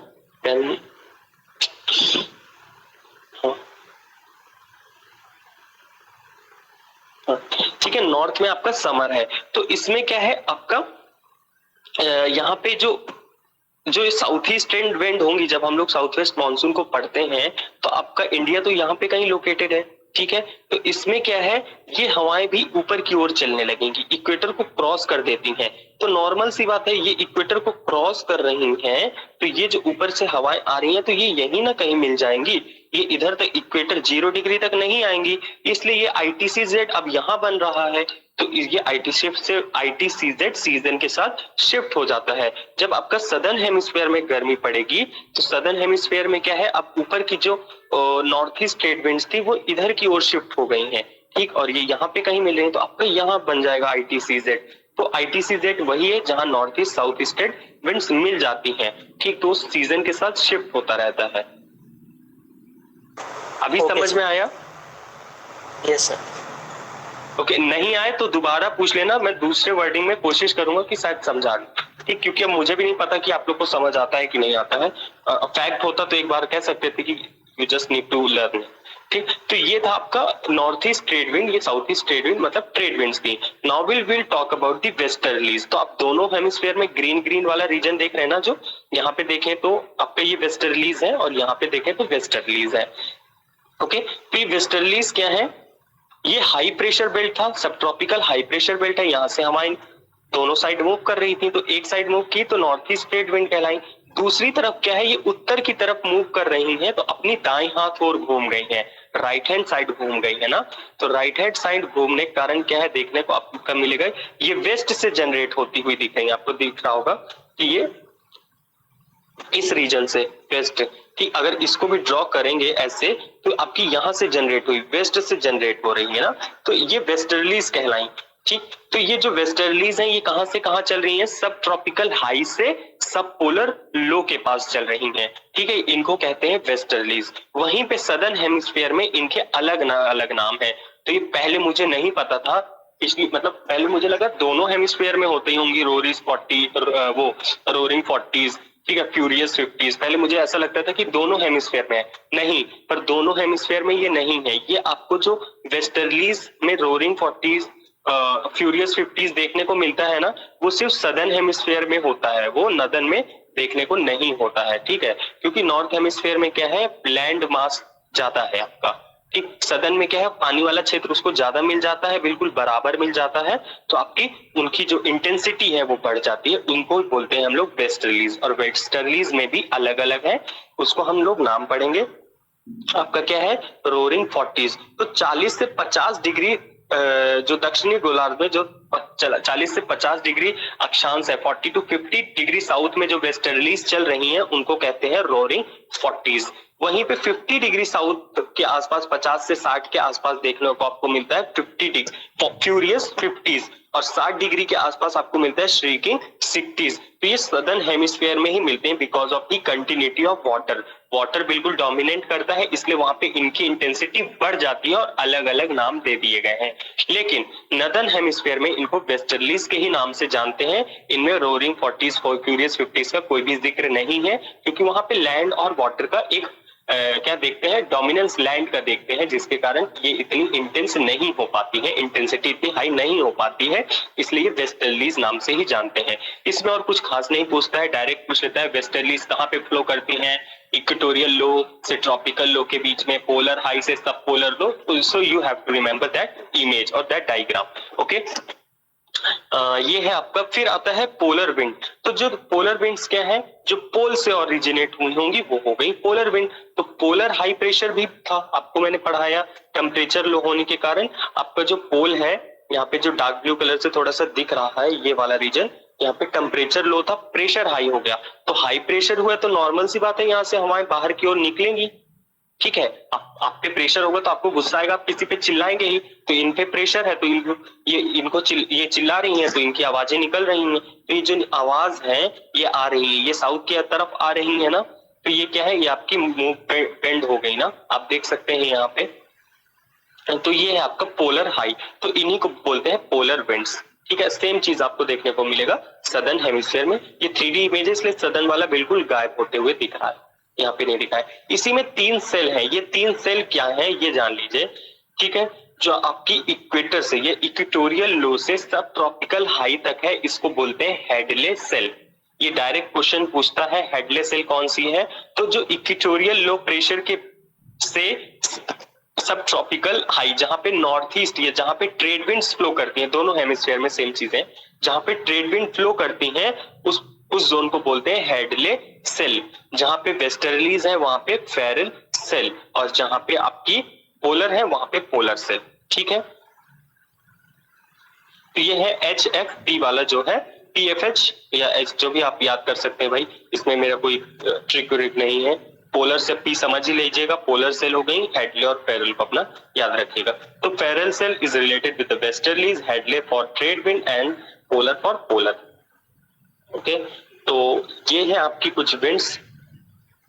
ये है देखिए सीजनल शिफ्टिंग जो मैं बात कर रहा था। सीजनल शिफ्टिंग क्या है आपको पता है, समर सोलिस्टिस जो होता है 21 जून को देखेंगे। नदर्न हेमिस्फीयर की बात इसमें ज्यादा करते हैं, नदर्न हेमिस्फीयर को ही कर एक जब समर सोलिस्टिस कहूं मतलब कि नदर्न हेमिस्फीयर का समर सोलिस्टिस है, उस टाइम पे सदर्न हेमिस्फीयर में विंटर सोलिस्टिस पड़ रहा होगा। ठीक, तो नदर्न हेमिस्फीयर में जो 21 जून को समर सोलिस्टिस होता है, जिसको बोलते हैं सबसे बड़ा दिन है ना आपका, तो जो योगा डे है आपका, तो समर सोलिस्टिस में 21 जून को है, तो इस टाइम पे आपकी जो ITCZ है वो नॉर्थ हेमिस्फीयर में शिफ्ट हो जाएगी।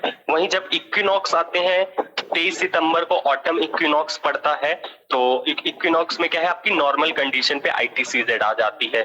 जब विंटर सोलिस्टिस पड़ता है नदर्न हेमिस्फीयर में, जब उत्तरी गोलार्ध में विंटर सोलिस्टिस पड़ता है 22 दिसंबर को, तो उस टाइम पे क्या है आपकी जो सदर्न हेमिस्फीयर है, दक्षिणी गोलार्ध है, वहां पे गर्मी पड़ रही होगी, तो आपकी ITCZ साउथवर्ड गर्मी मतलब कि सदर्न हेमिस्फीयर में मूव करती हैं।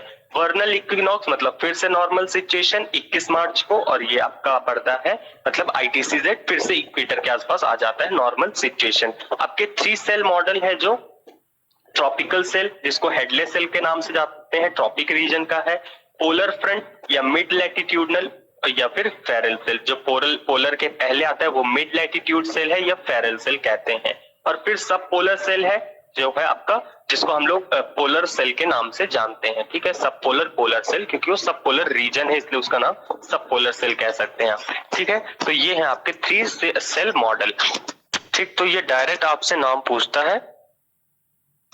ठीक है, ये वही इमेज है, ये देखिए यहाँ पे एक साफ शब्द लिखा है, ये आपकी क्या है आइडियल जो आइडियल होता है। तो इसमें आप देख सकते हैं सब ट्रॉपिकल को भी एक सीधी से बेल्ट दिखाई है, वेस्टर्लीज बराबर है, ये बिल्कुल भी है। लेकिन जो ये आपकी एक्चुअल अर्थ में क्या है, यहाँ पे देखो ये बेंडिंग है। ठीक है, ये यहाँ पे बेंडिंग शो की गई है। ठीक, तो ये क्या है, ये रियल पोजीशन है। यहाँ पे देखेंगे हाई पोलर बिल्कुल बराबर बनाया गया है। यहाँ पे क्या है, चेंजेस है। तो जैसे जैसे वहाँ की जियोमॉर्फिक फीचर्स है उस तरीके से चेंजेस देखने को मिलते हैं आपके। तो ये एक्चुअल अर्थ में और आइडियलाइज्ड अर्थ में डिफरेंस यहाँ पे बताया है इसने, ठीक है। तो ये है आपकी कुछ परमानेंट विंड्स है, ओके। इसमें ज्यादा कुछ नहीं जाना है। जो हॉर्स लैटिट्यूड है 35-40 डिग्री के आसपास का जो रीजन है वो आपका क्या है, हॉर्स लैटिट्यूड बोलते हैं। सबको पता होगा कहानी हॉर्स लैटिट्यूड को क्यों बोलते हैं। अश्व अक्षांश बताया जाता है कि वो व्यापार में घोड़ों को ले जाया जाता था, वजन ज्यादा हो जाता था, लाइक दैट। तो वो सब पूरा एक अलग सा स्टोरी, ठीक। Then come to the local winds. हाँ, टाइम हो गया है काफी। चलिए लोकल विंड्स की बात करेंगे आज हम लोग। लोकल विंड्स क्या है, कुछ है आपकी स्थानीय पवनें। तो अलग अलग जियोमॉर्फिक फीचर के कारण अलग अलग तरीके अलग अलग जगह हवाएं चलती हैं। जो मैंने क्या बताया, जिस जगह से आपकी हवाओं की उत्पत्ति है उसी के नाम पे आपका, उसी के आधार पे उस हवा का नाम रखा जाएगा। तो यहाँ पे दो है, सी ब्रिज और लैंड ब्रिज। जो सी से ओरिजिनेट होंगी जल समीर कहलाएंगी, जो स्थल से ओरिजिनेट होंगी वो स्थलीय समीर कहलाएंगी। इंग्लिश से अच्छा है आप लोग हिंदी में सब लोग पढ़िएगा, इजीली समझ लेंगे। दिन के समय नॉर्मल क्या होता है, डे टाइम पे क्या होता है, आपका लैंड सरफेस बहुत हीट हो जाता है, ठीक है। वाटर इतनी जल्दी हीट नहीं होता है, ठीक। तो दिन के समय सागर की तुलना में तटीय धरातल का तापमान अधिक हो जाता है। परिणाम स्वरूप थल पर कम वायुदाब तथा सागर पर अधिक वायुदाब उत्पन्न हो जाता है। ऐसी परिस्थिति में सागर से थल की ओर, कहां से, सागर से, तभी उसका नाम है जल समीर, जल से हुआ है ना। सागर से थल की ओर पवन चलने लगते हैं, जिससे कुछ नहीं है आपका, it's a very easy concept. ये है आपका लैंड, ठीक है, और ये से जुड़ा है वाटर बॉडी, ठीक है।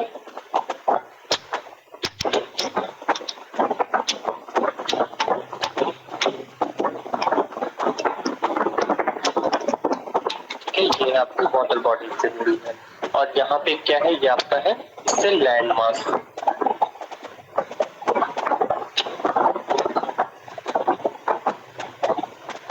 ठीक है। तो ये है आपका जो पूरा बना है। अब इसी में समझना है, दोनों को समझ लीजिएगा, इसलिए आ जाएगा। सी ब्रिज जब बात कर, दिन में क्या होगा आपका, दिन डे कंडीशन की बात करें, डे में क्या होगा, जमीन ज्यादा जल्दी गर्म होगी तो प्रेशर, लो प्रेशर क्रिएट हो जाएगा, हवाएं ऊपर हो जाएंगी। यहाँ पे लो है, रिलेटिवली ये हाई है, ठीक, ये लो है और ये रिलेटिवली हाई है। तो हाई से लो की ओर चलने लगेंगी। ये कब चल रही है, दिन के कंडीशन में। तो जब दिन में आपका जो धरातल है, जो स्थल है, उसका प्रेशर लो होने के कारण जो पानी में जनरेट हो रहा है प्रेशर, हाई प्रेशर है रिलेटिवली उसके तुलना में। तो यहाँ से समुद्र से या सागर से या वाटर बॉडी से लैंड मास की ओर आपकी हवाएं चलती हैं, जिसको हम कहते हैं सी ब्रिज। तो सी ब्रिज आपकी डे टाइम पे होती है।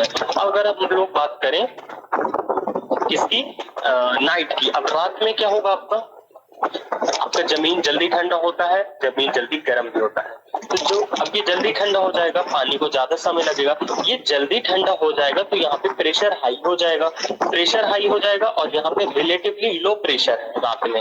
लो प्रेशर होने के कारण अब यहाँ से हवाएं चलने लगी लैंड से ओशियन की ओर या वाटर बॉडी की ओर, तो उनको कहते हैं स्थलीय समीर या फिर लैंड ब्रिज। तो आई होप कि आपको ये समझ आया होगा कि क्या है। डे में एक को समझ लीजिए, डे में लैंड गरम तो लो प्रेशर क्रिएट हो गया, और यहाँ पे वाटर में हाई है तो हाई से लो की चलने लगा, और रात में लो टेम्परेचर हो गया लैंड का, तो वहां पे हाई प्रेशर हो गया तो हाई से लो की ओर चलने लगा। तो आई होप कि ये समझ आ गया होगा।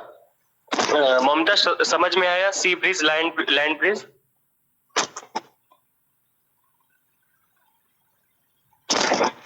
शारबनी मेरी आवाज तो आ रही है ना? Yes sir. ठीक है, तो समझ में आया आपको? हाँ सर। ओके, ठीक है। नेक्स्ट सेम यही कॉन्सेप्ट माउंटेन और वैली ब्रिजेस में भी है। माउंटेन और वैली ब्रिजेस में क्या है, इसमें भी हिंदी में ही पढ़ेंगे। देखिए हिंदी का कंटेंट अच्छा है, इसलिए मैंने इसमें इंग्लिश मेंशन नहीं किया है, ठीक है, ताकि आपको इजीली समझ में आ जाए। ओके, पर्वत तथा घाटी समीर, मतलब पर्वत मतलब माउंटेन, ब्रिज और वैली मतलब घाटी समीर की भी स्थानीय पवनें हैं। ये भी लोकल विंड है जो प्रत्येक 12 घंटे के पश्चात अपनी दिशा में पूर्ण परिवर्तन कर लेती है। तो दिन और रात के अंतर में इनमें चेंजेस देखने को मिलता है। रात के समय क्या होता है, पर्वतीय घाटियों के निचले भाग में अधिक तापमान के कारण हवा गर्म होकर ऊपर उठती है। तो जो आपका क्या कहते हैं, रात में क्या होता है, जो आपकी वैलीज हैं, ठीक है, जो आपके माउंटेन रीजन में जो वैली है, जो घाटियां हैं, वो क्या है, अधिक, हाँ, उनमें क्या है, रिलेटिवली टेम्परेचर ज्यादा है as compare to the mountain region. Height वाले रीजन के कंपैरिजन में वैली में टेम्परेचर ज्यादा है। तो टेम्परेचर ज्यादा होने के कारण प्रेशर कम है, ठीक है, हवा गर्म होकर ऊपर उठती है तथा उसके स्थान पर ढलान के सहारे पवन शिखर से घाटी की ओर चलने लगती हैं। तो जो पवन है वो शिखर से, माउंटेन से वैली की तरफ चलने लगते हैं, तो उनको कहते हैं, जो डे टाइम नाइट टाइम पे चल रही है वो हो गई आपकी माउंटेन ब्रिजेस। दिन के समय क्या है, इसके विपरीत वायुदाब की परिस्थिति उत्पन्न होती है। शिखर पर कम वायुदाब, शिखर पर वो कम वायुदाब क्यों, क्योंकि वो अब जल्दी गर्म भी होगा, जल्दी गर्म होगा तो टेम्परेचर लो क्रिएट होगा, टेम्परेचर लो क्रिएट होगा तो जो वैली है वो रिलेटिवली हाई प्रेशर है वहां पे, तो वहां से वैली से माउंटेन की ओर चलने लगेंगी। तो दिन में क्या हो रहा है, वैली से माउंटेन की ओर चल रही है और रात में माउंटेन से आपकी क्या कहते हैं, वैली की ओर चल रही हैं, ठीक है। तो ये है आपकी माउंटेन और वैली ब्रिज सेम कंडीशन है, क्योंकि माउंटेन जल्दी गर्म हो गया और जल्दी ठंडा हो गया, ओके, जिसके कारण ये देखने को मिलता है। ये क्वेश्चन वैसे जल्दी नहीं पूछते हैं, आपसे पूछते हैं जो अब पढ़ेंगे हम लोग। तो सबसे पहली है चिनूक तथा फोहेन। तो चिनूक और फोहेन क्या है, ये आपकी चलती कहाँ पे है, सबसे पहले जानना है। पहले तो जानना है कि ये वार्म और ड्राई विंड है, गर्म और शुष्क हवाएं हैं। कोई कुछ कहना चाह रहा है? नो वन, ठीक है। तो सबसे पहले जानना है चिनूक और Foehn, these are the warm and dry, ठीक है। तो ये चलती तो स्विट्जरलैंड पे है और यूएसए की रॉकीज में, तो ये वार्म एंड ड्राई क्यों है, ये ठंडी क्यों नहीं है, रिलेटिवली जहां पे ये चल रही है उसकी तुलना में ये गर्म है, ठीक है। इसका ये मतलब नहीं कि इनका तापमान 40 डिग्री है, रिलेटिवली ये गर्म है, ठीक है। ये यूएसए जो चिनूक है ये रॉकीज में चलती है, यूएसए के रॉकीज में, और जो फोहेन है ये स्विट्जरलैंड के अल्प, जो आपका अल्प माउंटेन है वहां पे चलती हैं। इनको कहते हैं स्नो ईटर। ये दोनों को स्नो ईटर क्यों कहते हैं, क्योंकि ये आपकी जब ठंडे के सीजन में ये चलती है, वहां पे जो बिल्कुल बर्फ है और ये रिलेटिवली गर्म है, तो उस बर्फ को पिघला देती है, मेल्ट कर देती है, जिसके कारण इनको स्नो ईटर कहा जाता है। ये विंटर और स्प्रिंग सीजन में चलती हैं आपकी। So you have to remember that chinook आपकी रॉकीज यूएसए से रिलेटेड है, फोहेन स्विट्जरलैंड से, और इन दोनों की सेम चीजें हैं। ये दोनों ही वार्म एंड ड्राई हैं, दोनों ही विंटर और स्प्रिंग पे चलती हैं और इनको स्नो ईटर कहते हैं। Then next that you have harmattan. Harmattan क्या है, इसको भी इंग्लिश में शायद ना लिखा हो मैंने, अच्छा लिखा है। तो हर्मिटन क्या है, आपकी यहाँ पे देखेंगे, उष्ण शुष्क स्थानीय पवन जिनमें धूल की मात्रा अधिक हो, ठीक है, इसमें डस्ट है बहुत। इसकी वजह से पूर्वी अफ्रीका देशों में, मतलब ईस्ट अफ्रीका में, जो ईस्ट अफ्रीका है, पूर्वी पश्चिम, हाँ ईस्ट अफ्रीका है, वहां की जो कंट्रीज हैं वहां क्या है, आपकी अधिक आर्द्रता को ये पवन सोख लेती है। तो जो ईस्ट अफ्रीका में आपकी हाई ह्यूमिडिटी है, जो कि बहुत ही डेंजरस होती है हेल्थ के लिए, टेम्परेचर भी ज्यादा, ह्यूमिडिटी भी ज्यादा, तो हेल्थ इश्यू होते हैं, तो उनको ये अपने साथ सोख लेती है, ठीक है, जिसके कारण मौसम सुहावना हो जाता है। अच्छा, इस पवन की इस विशेषता के कारण इसको डॉक्टर कहा जाता है। क्यों? क्योंकि ये हेल्थ को अब सही कर दे रही हैं। जो हाई टेम्परेचर था और हाई ह्यूमिडिटी थी, तो इसने हाई ह्यूमिडिटी को कम कर दिया, क्योंकि अपने साथ इसने ह्यूमिडिटी को एब्जॉर्ब कर लिया। तो ये अभी समझ नहीं आया होगा, तो फिर से बात करते हैं, ठीक है। तो ये क्या है, these are the warm and dry. ये ईस्टर्न पार्ट ऑफ सहारा, जो ईस्टर्न पार्ट ऑफ सहारा यहां से चल रही है, ठीक है, ये चल रही हैं, इनको डॉक्टर कहा जाता है, ओके। ये क्या है, ये डस्ट से पूरी लदी है, क्योंकि ये सहारा की ओर, सहारा वारा पे चलती है ना, तो ये डस्ट से लदी है।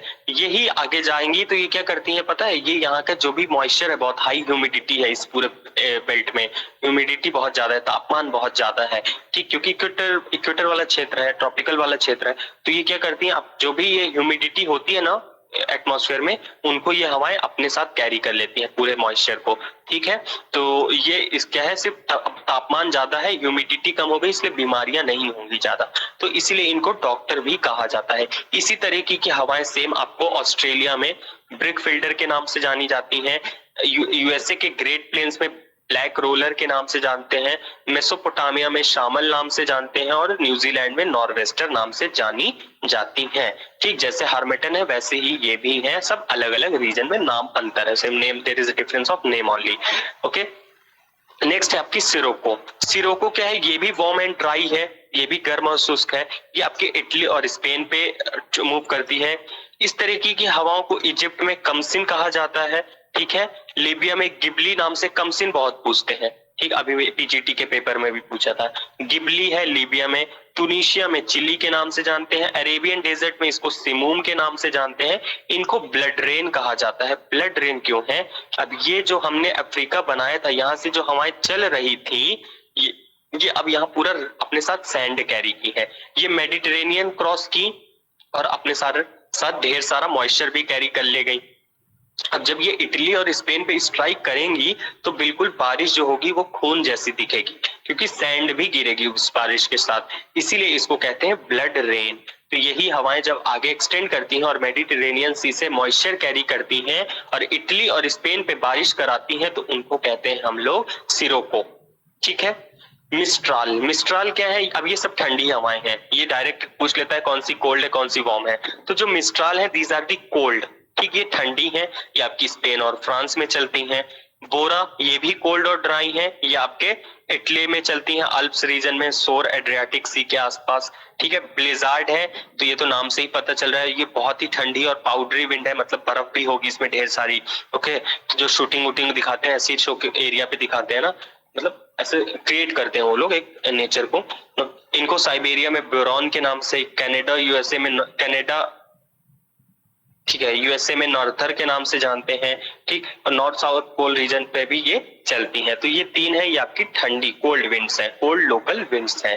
ठीक है, फिर कुछ और भी हैं, पुर्गा है रशियन टंड्रा रीजन पे, बीजे चलती है लेवांटर, पेम्पेरो, सेंटा एना यूएसए में, यामो जापान में, यामो तो जापान, या आया तो जापान ना, जोंडा अर्जेंटीना, और ट्रेमेंटेन आपकी सेंट्रल यूरोप में चल रही है। तो ये कुछ अलग नाम है, इनसे ज्यादा क्वेश्चंस नहीं पूछे जाते हैं, पर फिर भी आपको याद रखने हैं जस्ट नेम और रीजन। पर यहाँ पे बताया तो कौन सी कोल्ड है कौन सी वार्म है, ये भी याद रखना आवश्यकता है आपकी। ठीक है, तो ये है आपकी लोकल विंड्स। तो this is all about the air pressure belt and the different classification of winds. तो ये है आपकी विंड्स के क्लासिफिकेशन और हमारा जो है प्रेशर बेल्ट के बारे में। तो आई होप कि जो चीजें हैं ये बिल्कुल कॉन्सेप्ट वाला है। पिछली बार एक डेमो सेशन हुआ था, तो वहां पे मैं जिस सेक्शन में उस टाइम पे कल्चरल ज्योग्राफी पढ़ा रहा था, ठीक है, तो that is totally fact related, there is nothing, there is no concept which can I explain to the student. तो वहां पे मैंने उसी को डेमो सेशन, मेरे नॉर्मल क्लास में जो बच्चे होंगे अभी यहाँ पे वो एग्री कर रहे होंगे, तो नॉर्मल क्लास में हम लोग का कल्चरल ज्योग्राफी चल रहा था, डेमो सेशन चालू हुआ तो वहां पे मैंने उसी को कंटिन्यू किया, ताकि ये ना लगे किसी को कि जो मुझे अच्छे से प्रिपेयर है वो मैं पढ़ाने लगा। तो मैंने उस चीज को ना किए करते हुए कंटिन्यू किया अपने सिलेबस को। फिर एक दिन क्लास हुआ डेमो सेशन, दूसरे दिन बच्चों ने बोला सर ये तो कॉन्सेप्ट, ये तो फैक्ट है, इसमें आप क्या समझा रहे हैं, कॉन्सेप्ट वाले समझाइए, तब हम लोग को पता चलेगा कि हाँ हम लोग को समझ आ रहा है कि नहीं आ रहा है। सो मैंने उनसे तब पूछा कि सर तुम लोग क्या पढ़ना चाहते हो। अच्छा, तो बोले कि सर क्लाइमेटोलॉजी में कुछ पढ़ा दीजिए। तो मैंने बोला तुम लोग जो कह दोगे क्लाइमेटोलॉजी में हम उसको कल क्लास में कैरी ऑन करेंगे।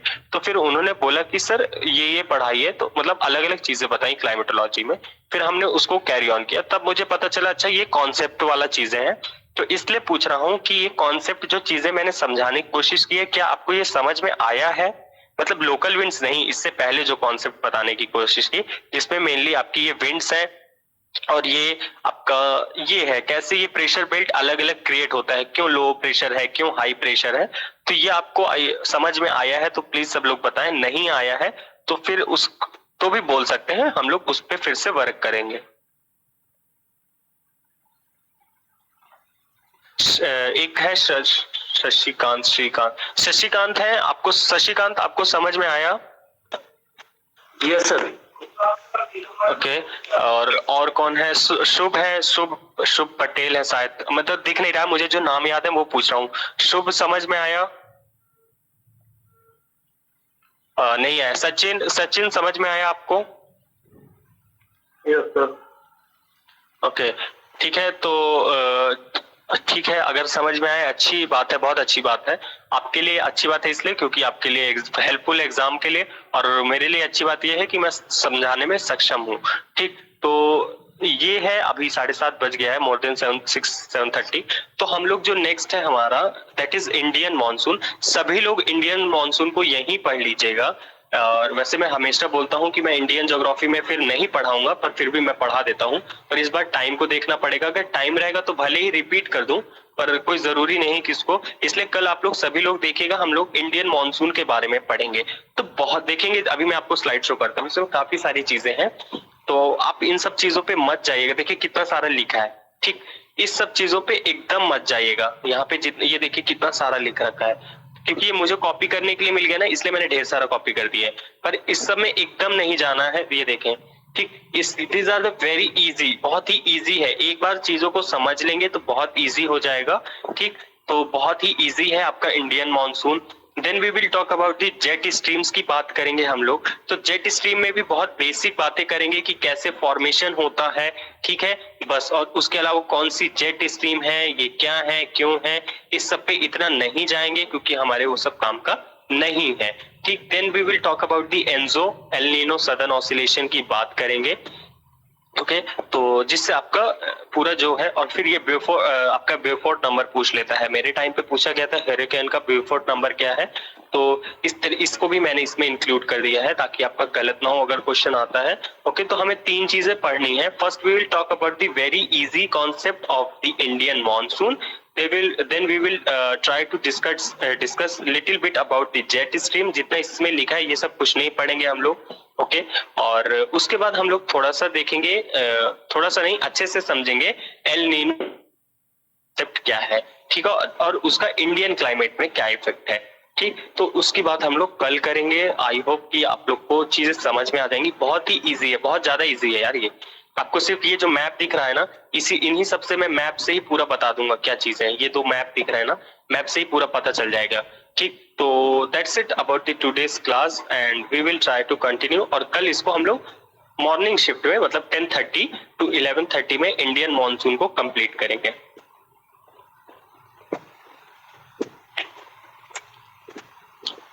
एक मिनट रुकिएगा, अगर कोई कुछ कहे। Hello sir.